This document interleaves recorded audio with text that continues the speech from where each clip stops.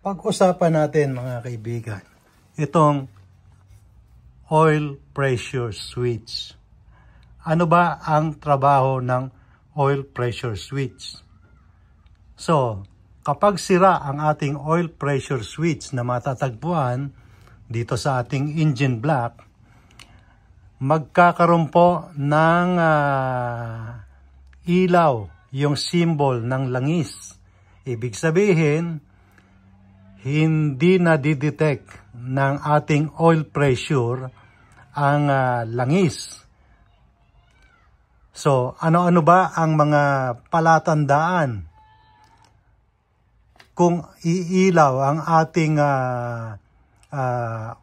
oil warning sign sa ating dashboard? So, posible na sira itong oil pressure switch.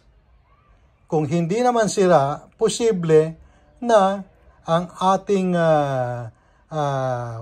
oil pump ay hindi po nagtatrabaho o sira, kaya wala siyang na didetect na pressure mula sa loob ng makina. So, posible rin na dahilan kung bakit hindi ma-detect ng ating oil pressure switch ang langis. Posibleng ang oil pickup na nasa loob ng ating makina na nandoon sa ilalim ng ating oil pan ay barado. Kaya walang nadidetect ang ating oil pressure switch.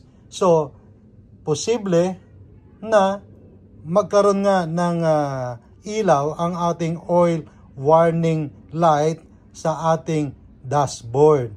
So, mahirap pong i-check basta-basta. So, unang-una, ang titignan natin yung connection.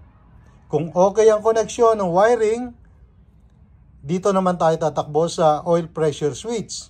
So, kapag napalitan natin itong oil pressure switch at ganun pa rin ang reading ng ating dashboard, yung warning sign ay nananatiling nakailaw pa rin, posibleng ang ating oil pump ay sira.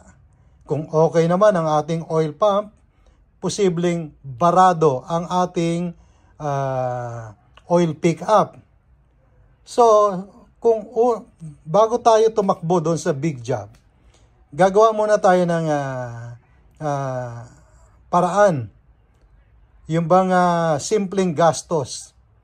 Halimbawa, na-check na natin na okay yung wiring, and then na-check na rin natin na okay itong oil pressure switch.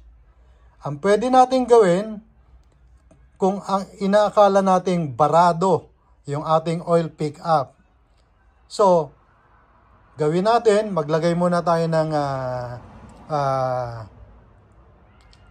oil flush. So, ipa-flush natin para kung meron mang bara-bara dun sa ating makina o dun sa oil pickup ay matanggal at umubra itong ating pressure switch. So, pwede rin natin gawin kung talagang matindi yung sa tingin natin ang sira ay yung oil pickup, pwede tayong maglagay, halimbawa, tanggalin natin yung langis. And then, lagyan natin ng krudo. Sa halip na langis, krudo. Paandarin lang natin ng idling ng ilang kahit mga 2 minutes para lang lumambot yung pinakabara doon sa ating oil pickup. I-drain natin. Pagka-drain, saka natin lagyan ng bagong langis. Pero tandaan, huwag nating i-rev. Okay? Dahil baka uminit at masira ang ating internal bearing doon sa ating makina. And then, kapag nalagyan na natin ng langis at natanggal yung mga bara ron, tiyak na ito ay gagana. Pero kung talagang hindi pa rin, posibleng matindi yung bara o di kaya ang ating oil pump ang sira.